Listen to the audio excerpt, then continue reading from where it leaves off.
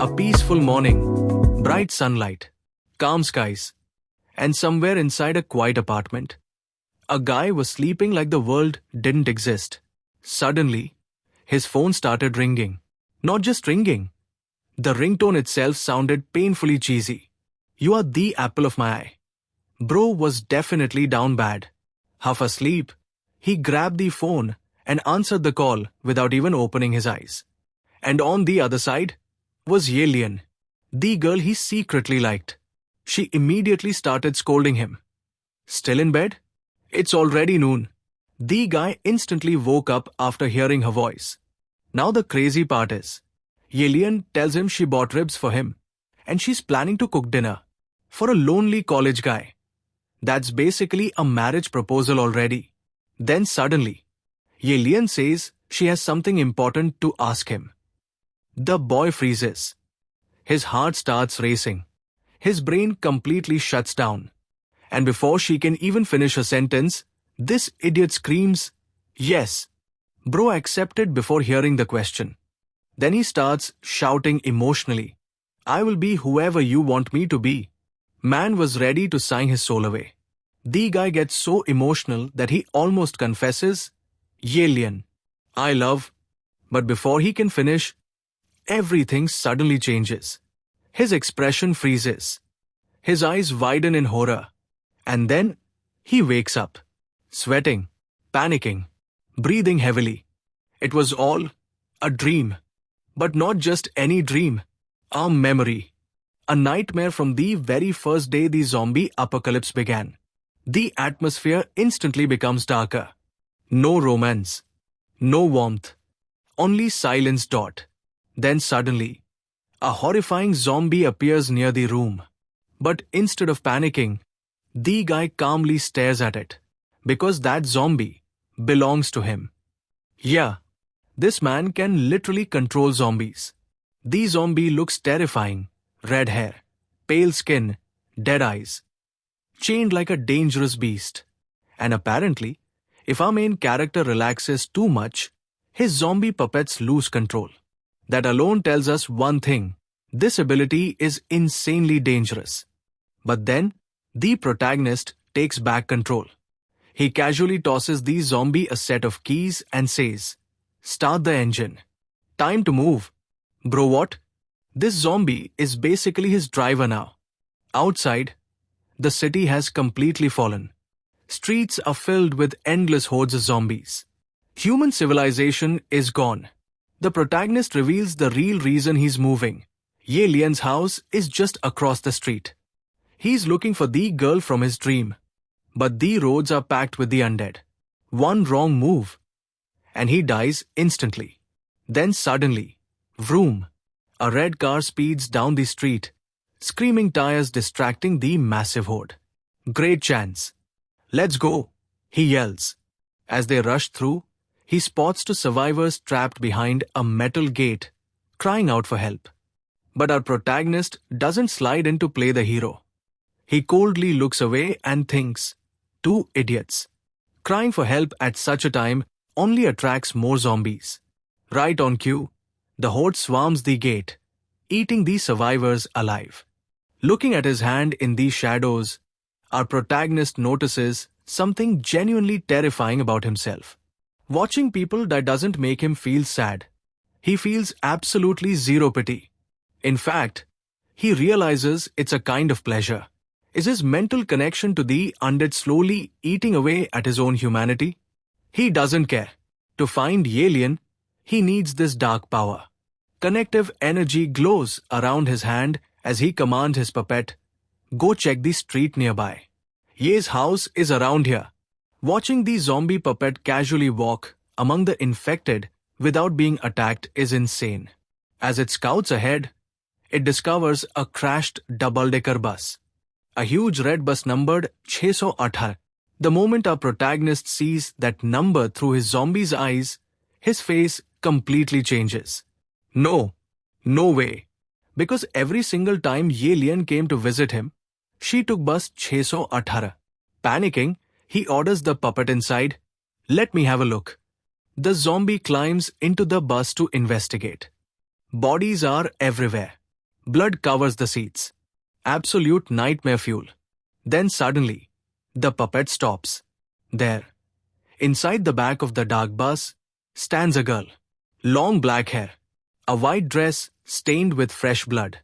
But as she turns around, her eyes flash with a terrifying, glowing red trail.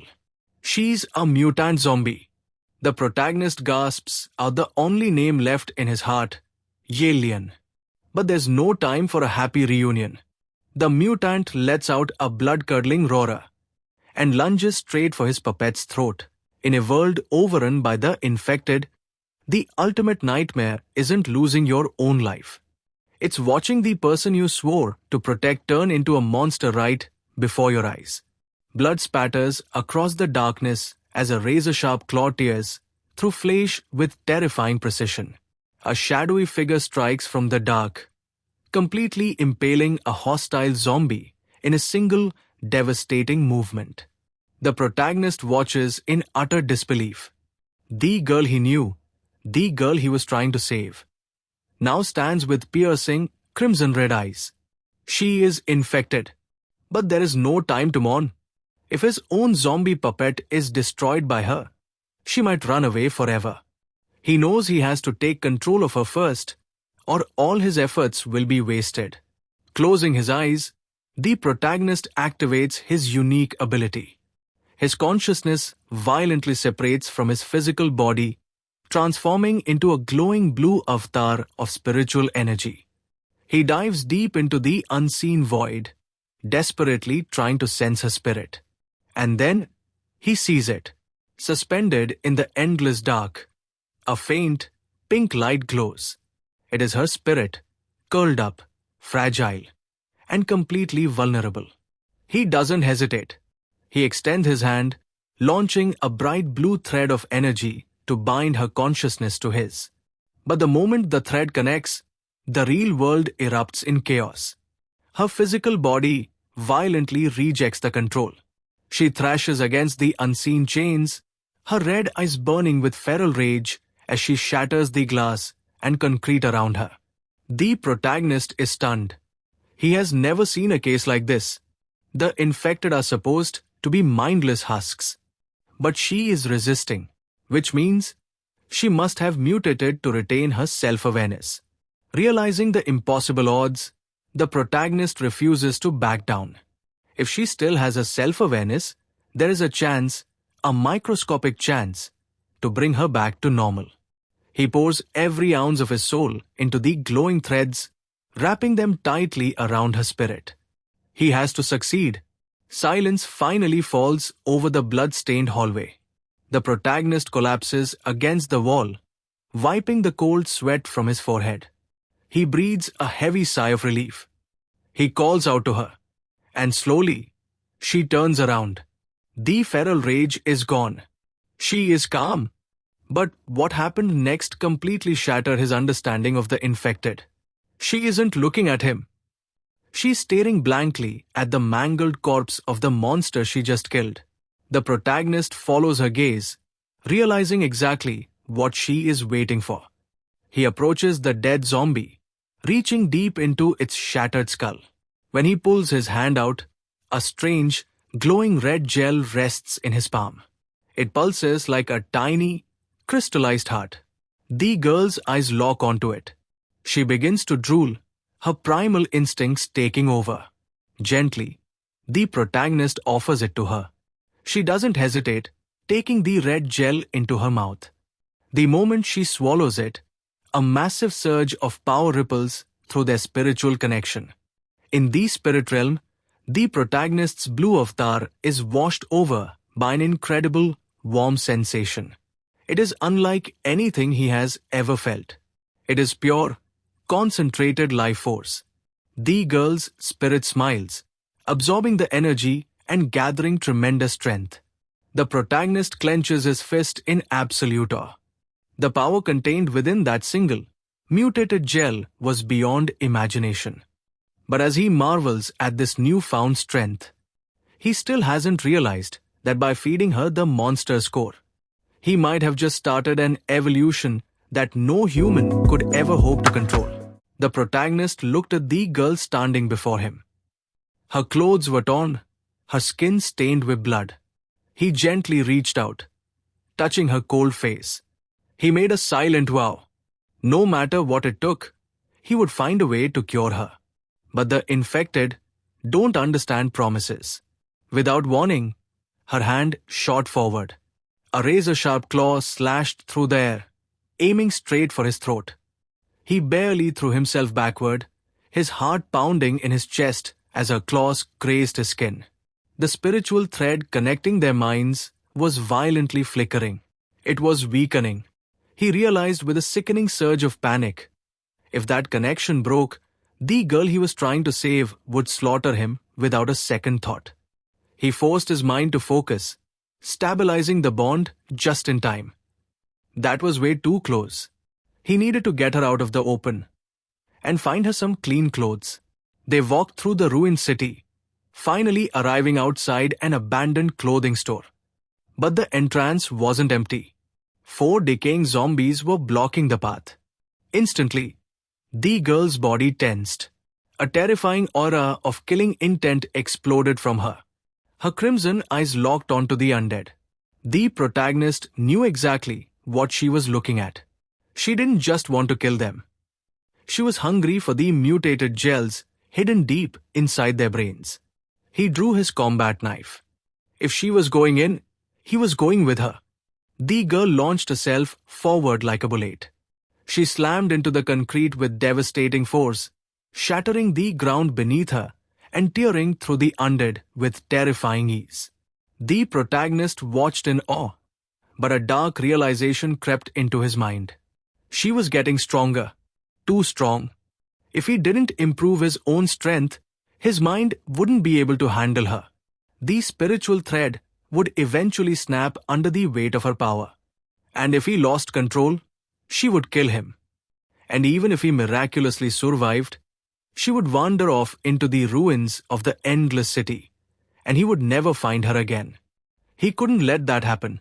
With a fierce battle cry, he charged into the horde alongside her. He drove his boot into a monster's chest, burying his knife deep into its skull. Side by side, human and monster moved as a lethal duo, painting the streets in blood. When the slaughter was over, she eagerly consumed the red gels torn from the monsters' heads. But as she swallowed them, something impossible happened. The protagonist gasped. He looked down at his own hands. As her body absorbed the mutated energy, a burning heat rushed through his veins. He could feel his own physical strength surging. Because of their spiritual link, they were sharing the power. But it wasn't just physical.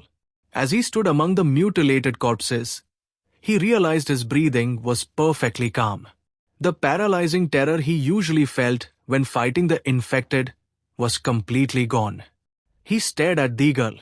The feral rage and bloodlust inside her consciousness was slowly bleeding into his own mind.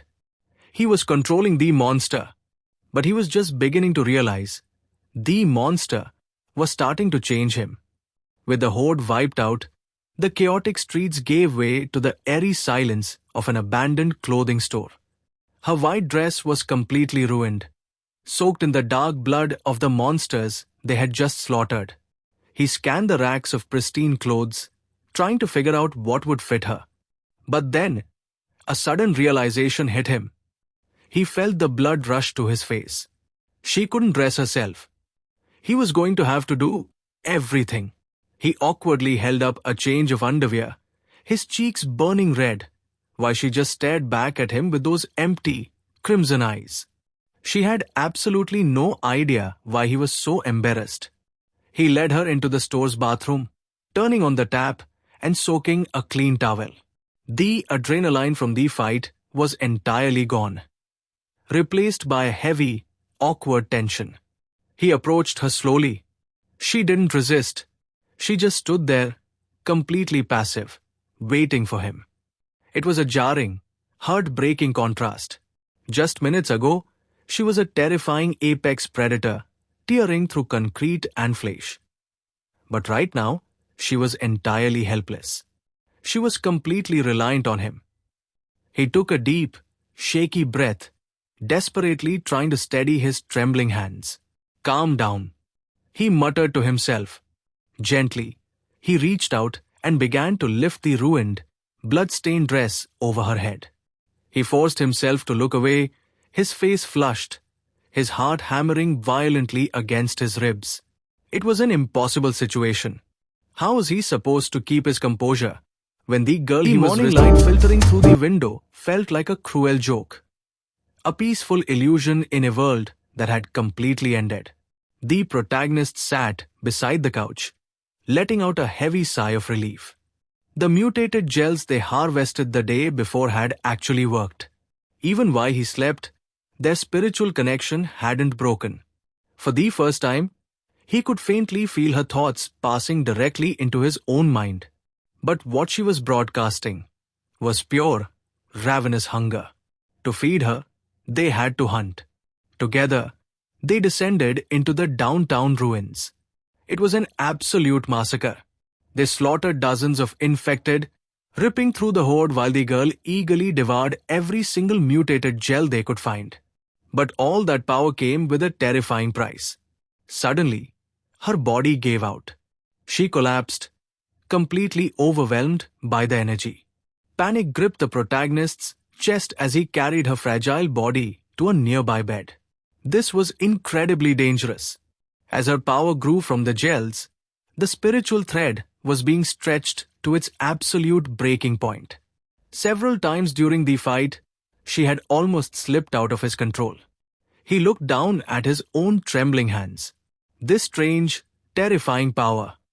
It was imperceptibly mutating both of them. When she finally opened her eyes, he froze. The feral, glowing crimson color was completely gone. Her eyes were now a deep, pitch black. This wasn't just a virus anymore. It was an evolution. Looking at her now, with her clean skin and calm demeanor, absolutely no one would ever suspect she was a flesh-eating monster. She looked completely human. But this evolution completely destroyed his original plan for survival. He had wanted to escape the infested city and hide in the remote mountains. But if they did that, she would starve to death. The only way to keep her alive, and the only way to keep himself strong enough to control her, was to stay in the city. They had to keep hunting. But to hunt, he needed better gear. He looked down at the standard kitchen knife in his hand. The blade was chipped, its durability completely ruined. It wouldn't survive another fight. Then, a memory clicked. He remembered a pretty girl from his neighborhood named Wang Lin. Her family owned a premium, high-quality knife store just a few blocks away. That was their next target. But the protagonist had no idea. The store wasn't as abandoned as it looked. Miles away, hiding in a high-rise vantage point, a pair of binoculars was scanning the ruined streets. It was a pair of survivors, and one of them was Wang Lin herself. She lowered the binoculars, her eyes narrowing. She spotted them, a boy and a girl in a white dress, walking straight toward her family's shattered storefront. She recognized the protagonist immediately. Her companion panicked. He knew there was a master-crafted, top-tier dagger hidden inside that store. What if they took it?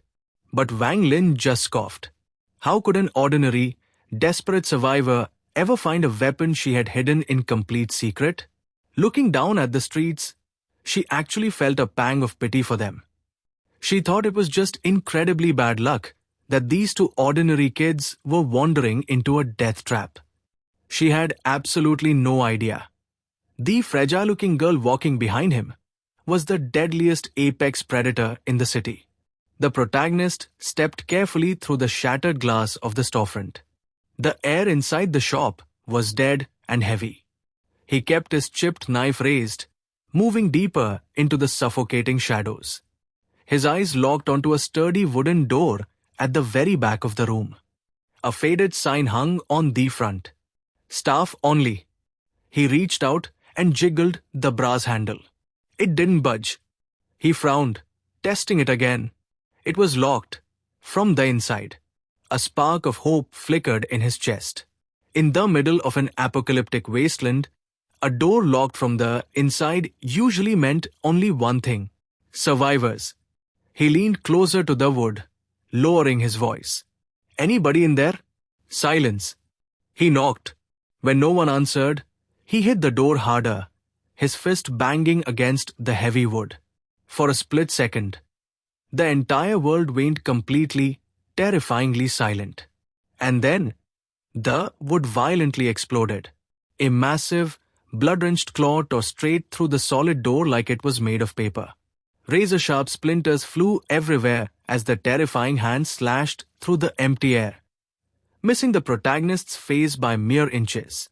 "Watch out!" he screamed, violently shoving the girl backward to get her out of the lethal strike zone. Before he could even process what was happening, the entire door shattered inward with a deafening crash. A horrifying, ear-piercing roar shook the very walls of the store. The protagonist froze, his blood running completely cold. Emerging from the shadows wasn't a terrified survivor.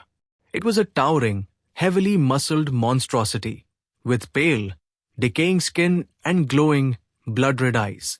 It wasn't just another mindless infected.